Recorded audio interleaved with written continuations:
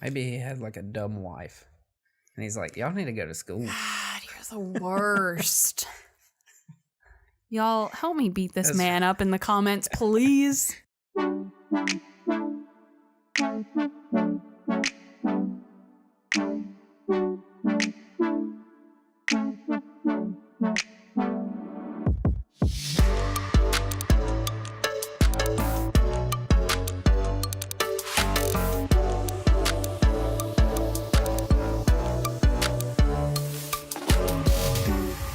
Welcome to the Charlotte Buzz, where we drink beer from local breweries while telling stories about the neighborhoods they're from. I'm Chrissy, and this is Drew. And today we are drinking Northern Aggression from 11 Lakes Brewing. Damn. It is a New England IPA, 6.9%, and a wonderfully smooth yet hoppy IPA. Their website says, our Northern Aggression gets a huge burst of hop flavor and aroma from 2 rounds of dry hop additions. A healthy dose of flaked oats and wheat provide a wonderful mouthfeel, while Simcoe and Citra hops supply plenty of... I'll tell the flavors. I don't know what that the flavors was. Later. What type of flavors? Exactly. Oh. You said it in such a way. Yeah, I started the sentence not knowing it was about to tell us. Well, you said, I'll tell the flavors later, but the I'll tell that was so mushed together that it was like oh yeah, and then there's the I'll tell the flavors. And I was like, what? Yeah, exactly. I'll tell her. I'll tell you flavors later. Well, you didn't help me pour this like you did last week, so. Because I was reading. Now, you got a little bit of foam in your glass. But. A typical New England look to it. I'll smile and nod like I know that, but.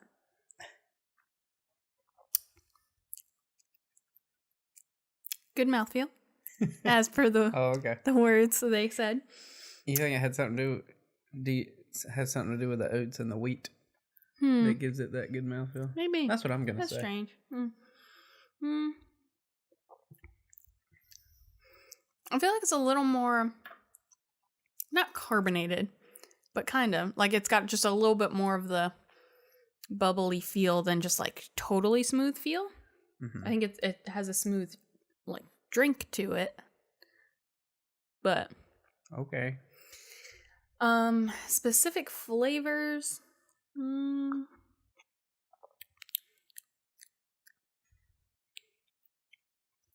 I mean, like I taste hops. I don't necessarily taste like fruity or even earthy or anything like that from last week, but it definitely way more distinctive than last week's, but also I don't know how to describe it. What do you think? I mean, first off, it'll drink. I think it's pretty good. I mean, there is that good old irony of me being the Yankee in the room and being fond of a beer called Northern Aggression. Yeah. I mean, I know I'm an aggressive person. I know Northerners can be aggressive. That whole, Civil War era can get a little contentious when you talk about it in the South. Yeah. So I'm just going to let that ride. So it says the Simcoe and Citra hops supply plenty of fruit, citrus, and pine. Citrus maybe a little bit because I can kind of get that acidity. Okay. A little bit. Fruit, if that's different. I mean, I feel like citrus is a fruit. It is. But I guess, yeah, they're kind of looking at. Fruity, not. I'm not really getting much of that. Pine, I don't know. See, I wanted to say maybe a little bit, but again, you have an idea of what piney tastes like in your brain, and I don't. So yeah, there may be a hint of it, like on the back end. Okay. You get a little bit of the. Okay. I don't know. It's kind of coarse. Hmm. Tasting. Interesting. At the end. It's a very interesting adjective. Yeah. I think I could see that. I don't know that I would have ever pulled that word out, but... Yeah, I mean, it's probably not the right word. I don't think it's wrong. But very good. I think we want to speak on the actual experience of the place a little bit, but you can tell us about it first if you want. So, 11 Lakes Brewing, like most, started a home brewing journey prior to opening. They started home brewing in 2007. There are 2 gentlemen are the owners, and then, of course, them and their wives are kind of the ones running it. And those two couples are actually neighbors in Huntersville. And so that's how the home brewing started, is they lived next door to each other, kind of got together doing it, moved from their kitchen to their garage and all the neighbors and everything. And it sounds almost like it was like a lemonade stand type of deal out of their house where neighbors would come by walking their dogs and they'd be like, hey, do you want to taste this? And that's kind of how they got feedback. And now that they actually own a brewery, the neighbors are like, but we missed the beer. Now they got to go pay for it. Yes. But the brewery opened 2 years ago. They're actually about to have their 2nd anniversary in June, so in just a few more weeks. And the cool thing for me was that when they transitioned from their garage to actually owning the brewery, is the brewery itself is very kind of community built. So the name 11 Lakes comes from the Catawba River being dammed up and creating these lakes, and so there are 11 of them. But the sort of ironic thing was in the Mooresville, Davidson, Cornelius area, 11 Lakes Brewing actually ended up being the 11th brewery to open, which I guess right around when they opened, one was just closing as well, but still in terms of ones that had opened, they were the 11th. But the community kind of came together to help them put the whole thing up. So, as I'm sure we'll talk about in just a minute, the brewery itself is actually in like a storage unit facility. Like it's not in a storage unit, but it's the buildings that are storage units, and they have their own little section carved out of it, like almost as if it were a front office space of the storage place. Mm-hmm.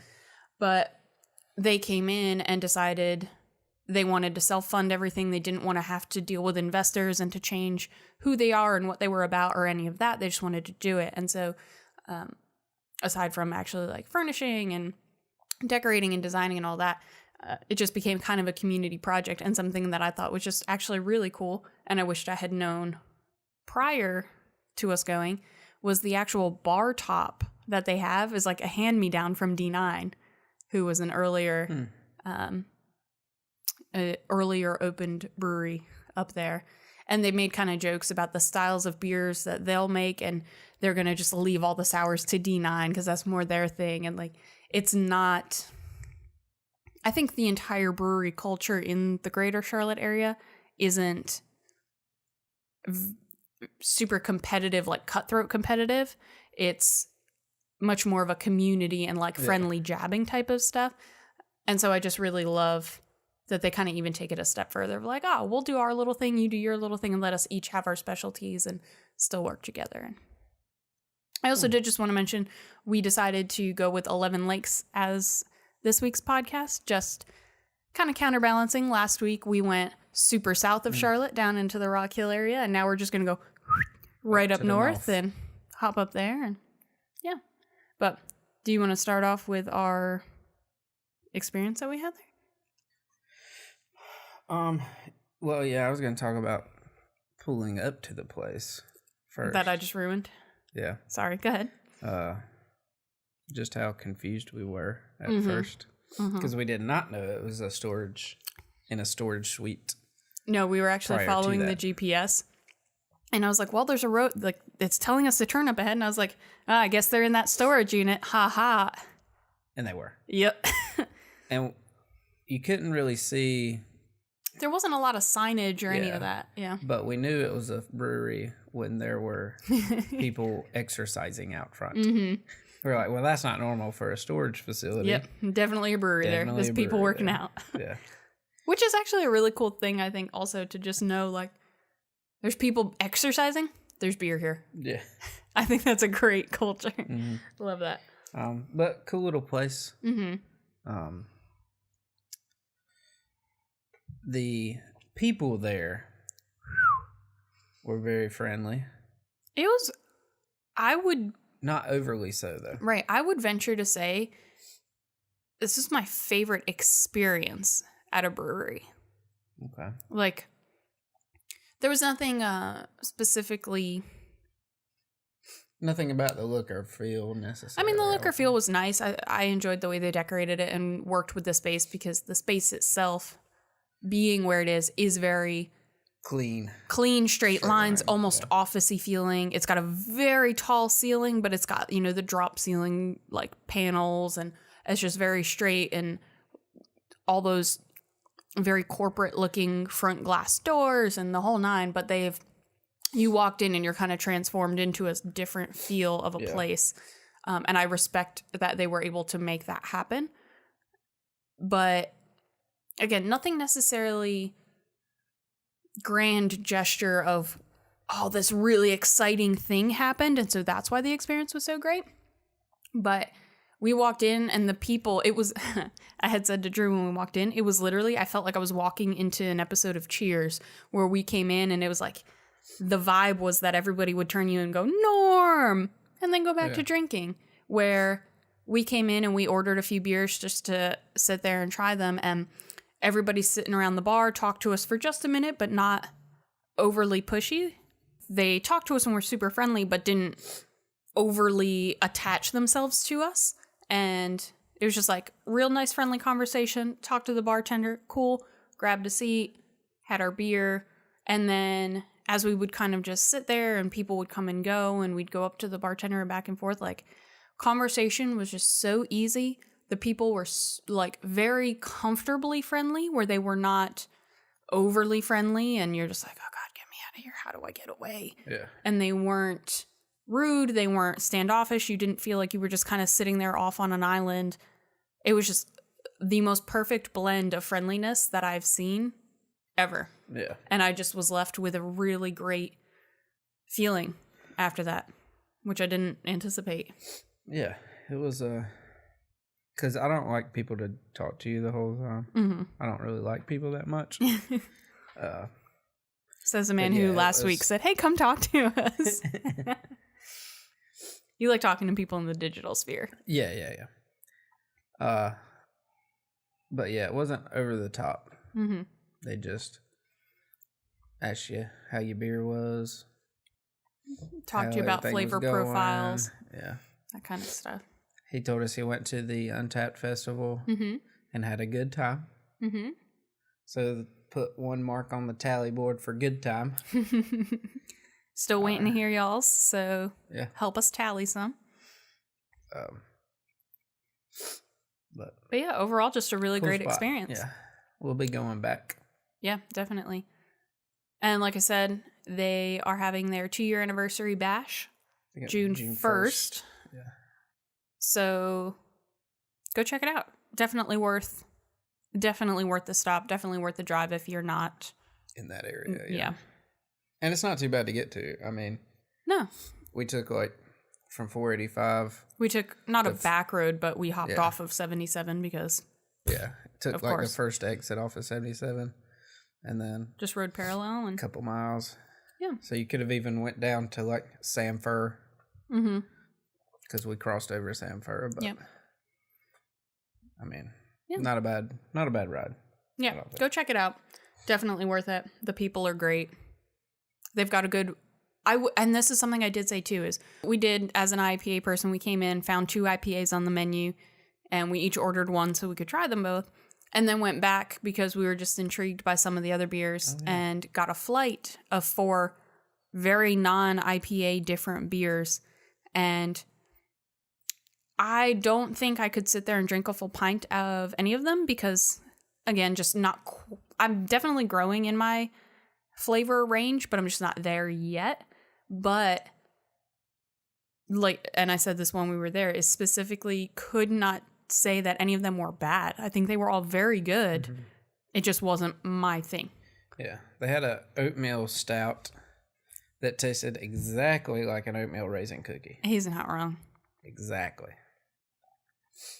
And there was a smoked something or other that I said literally I felt like I was at like Renfest or something and walking past a fire pit where they're like actually roasting meats. It literally gave you that aftertaste of like what the air tastes like when you walk past something like that. Just the flavor profiles are so spot on to what they're intended to be that it's so impressive, and everything was just so smooth and so clean feeling. Yeah, just not quite the flavor I want when I drink a beer, but they were all so good and well put together. So even if IPAs aren't your thing, absolutely worth going to check it out. Yeah, and we didn't even have like their Sandbar Blind, which they say is their most popular. Yeah. So I heard her saying that. Didn't even try that, but apparently that's a pretty good one too. If you're into those kinds of things. Also, I didn't say this because I got distracted, but all the water that they brew their beer with comes straight from the lake. I don't know how I feel about that. I mean, I'm sure they like filter it, but all right. I mean, like that's as local as you can get there. I guess. I'd rather catch rain. Well, I reckon if it's gonna rain there, it's just the water from the lake's evaporating and then scooching over a bit. Sure. So that's just natural filtering. Yeah. So Cornelius. In honor of 11 Lakes, we're going to talk about Cornelius, which I will say we sort of struggled a bit because it's a relatively small area and it's such a like conglomeration of Cornelius, Davidson, and Mooresville. Huntersville. I do that all the time in my head. But those three are, all right there on top of each other. That you leave one and you're distinguishing one from the other is really hard. Like the history all just overlaps and is the same, and it is a small area, so it also is not that there's less history there, but it's harder to have recorded history in this tiny little space because there's less to cover, I guess. So I think we've got some good things, but it'll get interesting as we get into more of these 11 breweries plus that live in that area now. So what have you got for us? Well, I'm going to go ahead and start reaching for stories. Yeah, I kind of took the rug right out from under you because I went first into my history research. Yeah. So one of Cornelius's highlights is probably Jetton Park. Okay. It's a 104-acre park located right on Lake Norman. They have a beach, but apparently you can't swim. Okay. At the beach. So is it a beach? I don't know what that's about. But they have, the basic food areas and picnic tables and things like that. But they also have a waterfront hall where you can have your wedding. Oh, okay. So, they just recently redid the building, like built something new there, and it looks pretty great. Nice. Like exposed rafters and stuff like that. Pretty cool looking place. So check that out if you're getting married soon. Or just need to have a fancy party. Yeah. They got playground, tennis courts, 1.3 mile bike trail, 1.5 mile walking or rollerblading trail. Hey. If you're into that. I mean, we got some friends at the roller derby, so yeah, they can get some practice laps in. And a formal garden. Ooh. So not a place I want to go to because I will sneeze all day. Yeah, you will. But some of that other stuff seems okay. So the park is named after the Jetton family that owned the land where the park is now. They either had a farm or owned the land on the entire peninsula that Jetton Park is located on. Okay. And the peninsula is called Jetton Peninsula. Whoa. No way. I don't buy If you've played golf at the Peninsula Club, that's on the Jetton Peninsula. What? There's also like Peninsula Yacht Club. Ooh. Sounds fancy. Do they have a gray sloop? Maybe. Not really. I mean, it is all up in that neck of the woods. Yeah. Very well could. So, can we get a gray sloop and name it Gray Sloop? I mean, yeah. I don't see why you could. I think that's excellent. I'm such a nerd. Carry on. Yeah. And we can make it where you can pull the motorcycle right up onto it. Yes. Anyway. So one of the members of the Jetton family was John Lewis Jetton. John Lewis was a lieutenant in the Confederate Army. He also served as a representative in the North Carolina House of Representatives. All right. From 1873 to 1875, and then again in 1891 to 1893. Now, the reason I brought his name up, and here's where the reach comes in. All right. He is part of a conspiracy. Ooh, you have my attention. I like those. So, and you'll really like this because it's about a French fella. Ooh. Je parle français? Nope. I don't know if I'm saying his name correct, but Michel? Michel? Michel? Mm-hmm. How'd you say it? Michel. More or less, yeah. Michel Ney was a marshal and the right-hand man for Napoleon Bonaparte. Once Napoleon was defeated and dethroned, Ney was arrested and allegedly executed. Allegedly. So we're talking in France right now. We're not talking. Yeah, we're not here yet. We haven't gotten to here yet. Okay. So allegedly executed. Okay. There's even a famous painting called The Execution of Marshal Ney by Jean-Léon Géron. That's actually not bad. Depicting the execution. Okay. So there's like some dude laid out on the ground and some French soldiers walking away. All I'm imagining is Ned Stark's head in the middle of Well, GOT. His head was still attached. Dang. All right. But he was executed. Mm-hmm. Allegedly. Mm-hmm. Seems pretty straightforward, though. Sure. You know. I mean, yeah, so far. But there are some theories that he escaped to America. And went by the name of Peter Stewart Ney. And this is where our boy John Lewis Jetton comes in. All right. John Lewis was quoted in a book with the title of Historic Doubts as to the Execution of Marshal Ney. Ooh, okay. Because he was a student of this Peter Stewart Ney. So I'm guessing Peter Stewart Ney, I don't know what school exactly he was at. Sure. But was a teacher, and John Lewis had him as his teacher. So not much is known about Peter Stewart Ney. Mm-hmm. But we do know that he was an immigrant from France who fought in the French Revolution. The quote... So he's from France, and he's got some military history. Yes. Okay. The quote of John Lewis that is in this book was recalling a story that Peter Ney told him and his classmates about a time the enemy was preparing for an attack from his fellow officer. So, you know, back in the day, very gentlemanly.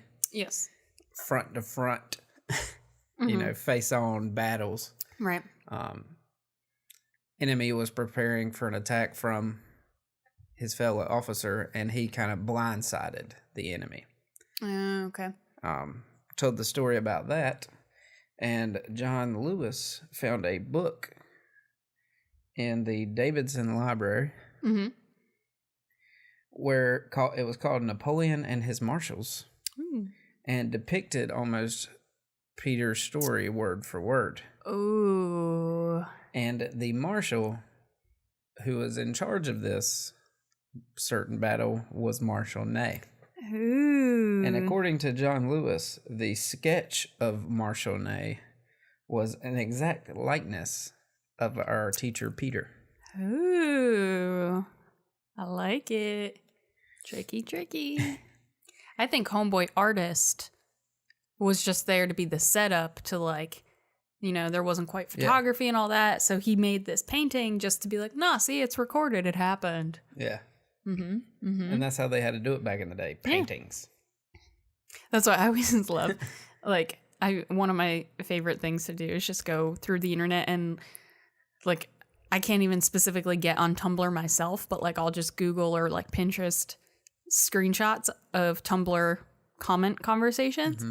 And that's one of the things I love is they're like, they call us the selfie culture and that we're so obsessed with ourselves, whatever. At least we didn't pay people thousands of dollars to show up at our house and stare at us for hours to paint us. Yeah. Like, that's true. And I was like, you're not wrong. That's true. Anyway, sorry. So I guess there's like one other thing that, you know, is a clue for this guy being the Marshal.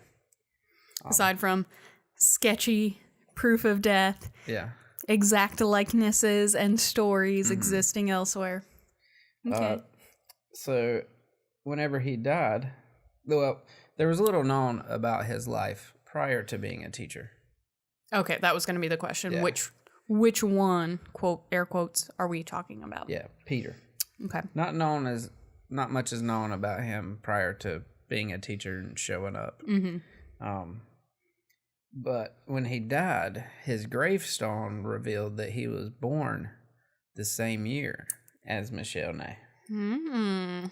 And the gravestone states, a native of France and soldier of the French Revolution under Napoleon Bonaparte.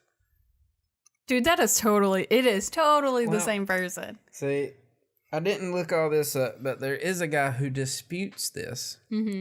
And says that the evidence of his actual execution is there's too much there to be not true.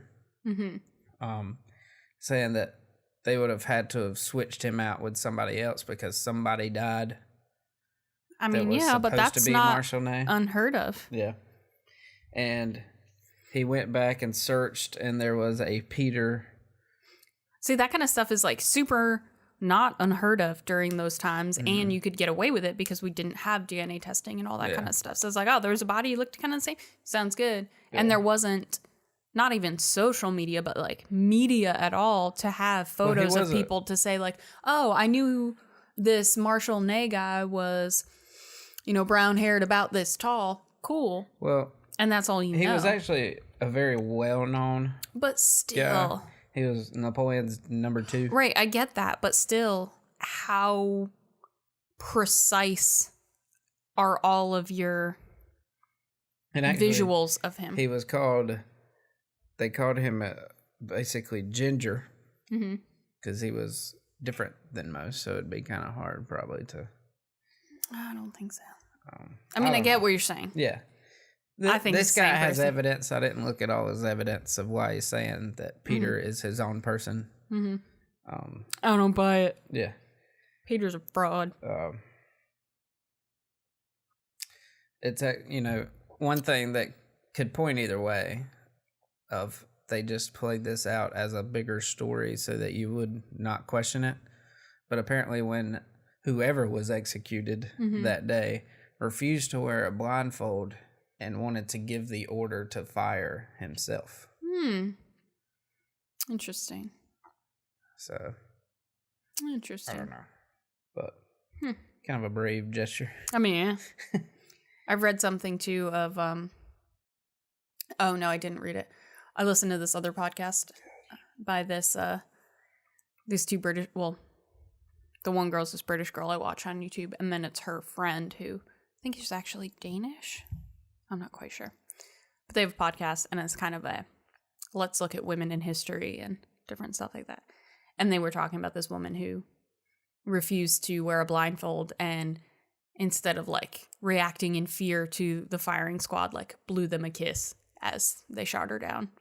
And just So they didn't have her tied up either? They did.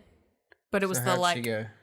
I mean, she didn't use her hand, but you could still like pucker and kiss at someone, you know?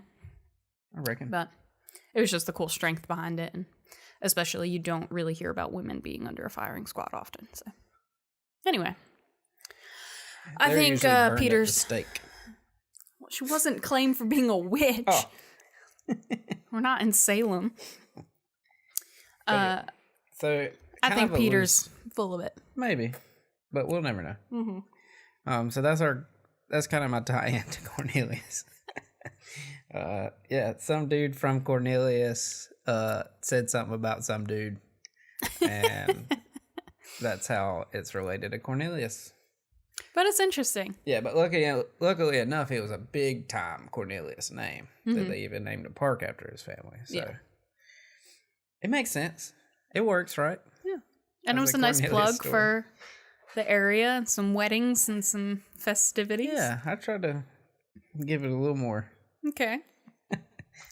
Well, on that note, I'm going to go much more real and much more almost basic, though.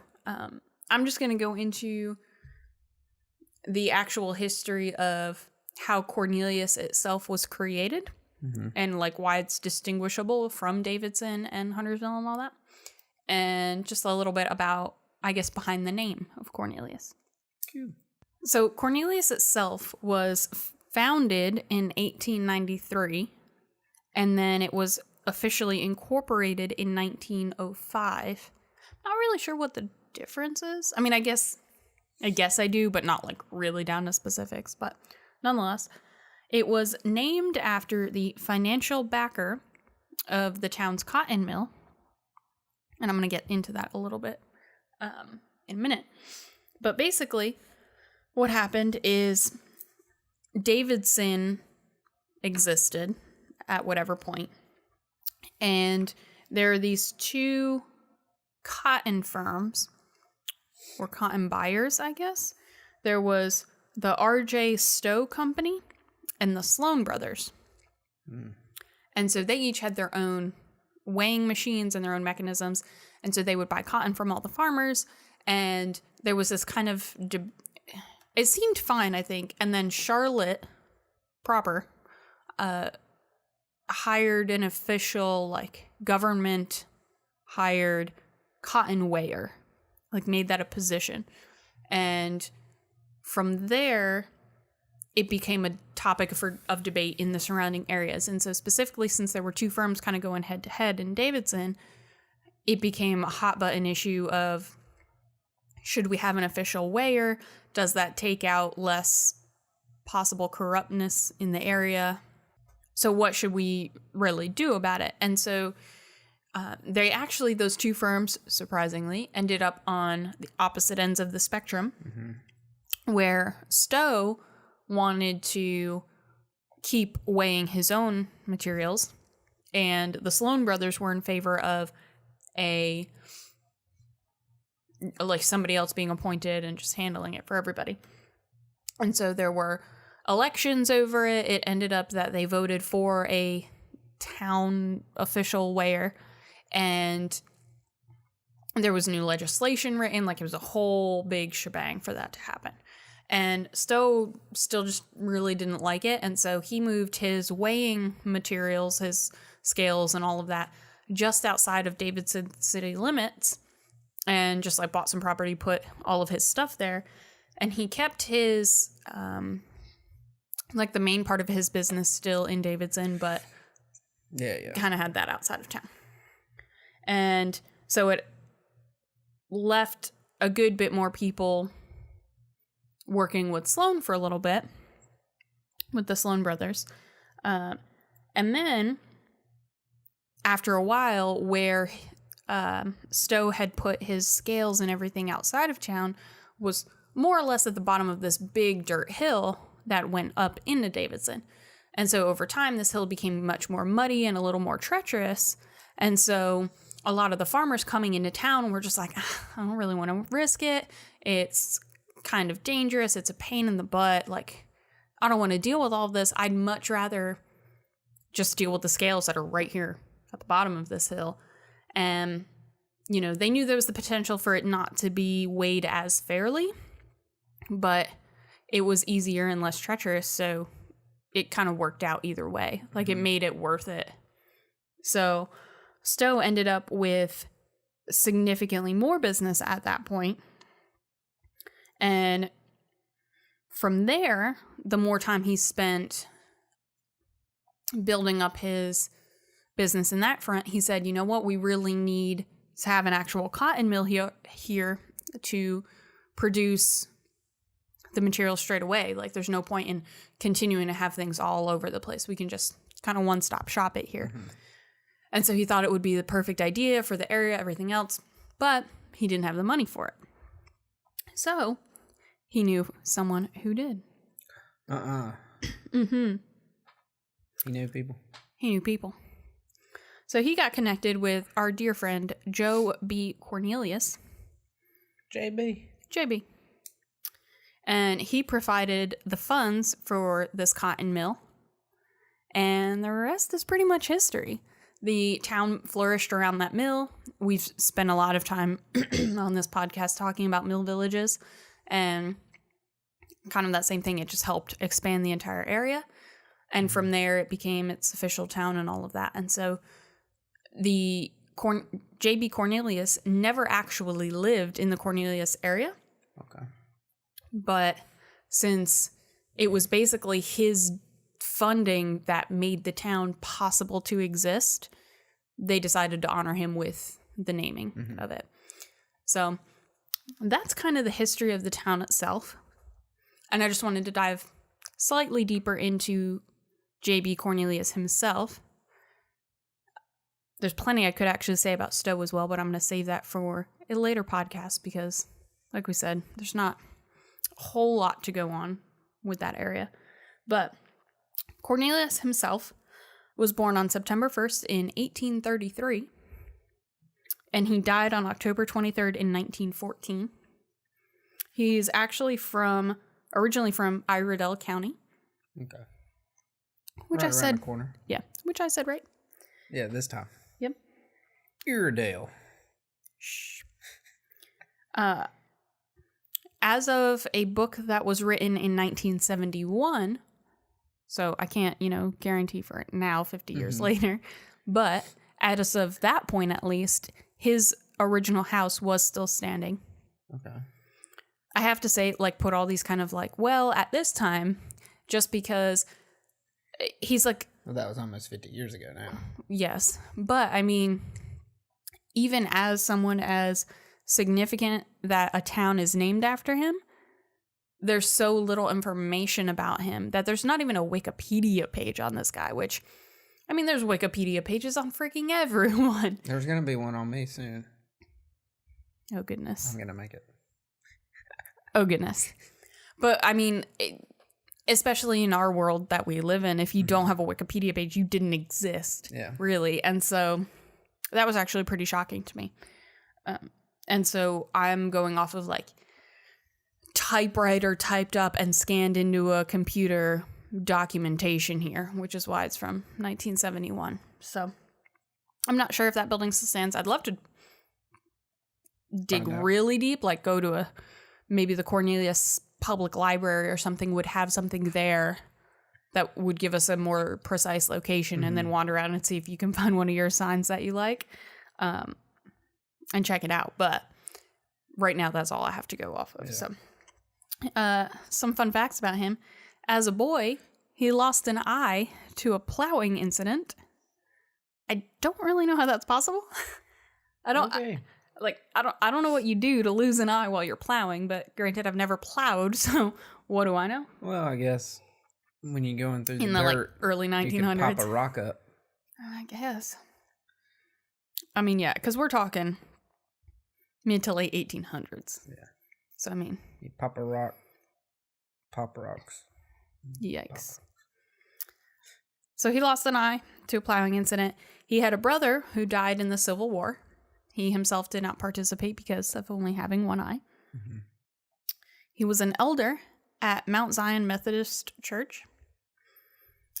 We learn about what we know mostly about Cornelius is that he was a very generous and wealthy man. Where specifically his wealth came from is a question mark to me. But he was very philanthropic with his money. So he sent a missionary to Japan for 5 years. Okay. Which, I mean, also, again, he lived from 1833 to 1914. So in that time frame. So probably 2 years of that was traveling to and fro. I mean, also that. But I mean, the sheer cost of what that is, I imagine how immense that is. And so he did that. He gave $10,000 to children's homes in Winston-Salem. And I believe that was $10,000 in his time, not our time. So again, you didn't do the math? No, I did not. So again, that's a lot of money. Yeah. And maybe what I thought was the most interesting thing, because again, he's 1833 to 1914.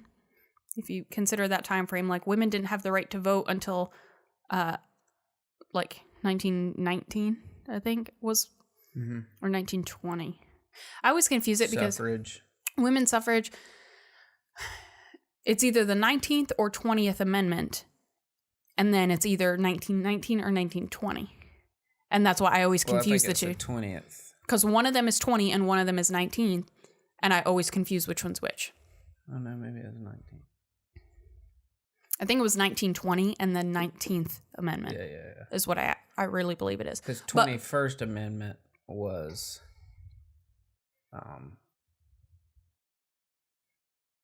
the I want to say like prohibition. Yeah, okay. Prohibition. I couldn't find that word. Okay. I was like, I think that's what it is, but I'm afraid to say it and be super wrong. Because I know 13, 14, 15 are the Reconstruction, start of the Civil Rights type of thing. I'm like 99% sure it's 19th Amendment, 1920 is when that was ratified. But because they're so close, I'm constantly switching them around.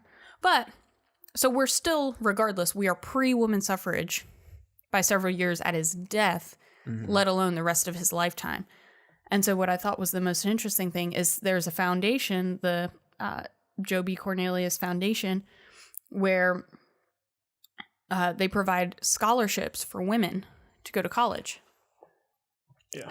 And so I just thought that was really cool and really interesting. And again, as a woman, Maybe he had like a dumb wife. And he's like, y'all need to go to school. God, you're the worst. Y'all, help me beat this man up in the comments, please. That's probably it. You are a terrible human being. He's like, don't worry, guys. I go to CrossFit and he doesn't. I will whoop his butt when these cameras turn off. Y'all need some schooling.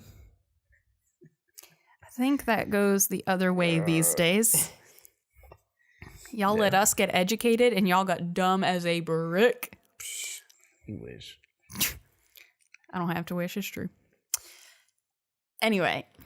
So I just thought that was really cool that he also spent a lot of time and money helping, women, helping children, helping missionaries. Like he was just such a philanthropist, helped promote this cotton mill to develop this town. And seems like a really stand-up guy. And he doesn't even have his own freaking Wikipedia page. Yeah. I mean, what the heck, guys? Old JB. Cornelius. Yeah. And that's pretty much what I've got. There's plenty of other kind of key players in this era. Probably going to save some of them for some of these later breweries when we get to them. But because we got to, what are there? There's like 4 or 5 right there in the same area. Yes. So we need stories for that because I'm already reaching. Right. We might get to a point where we are sort of just making that conglomerate of Huntersville, Davidson, and Cornelius. Yeah, North Meck. Yeah. I'm not totally positive what breweries exist in all 3 of those areas.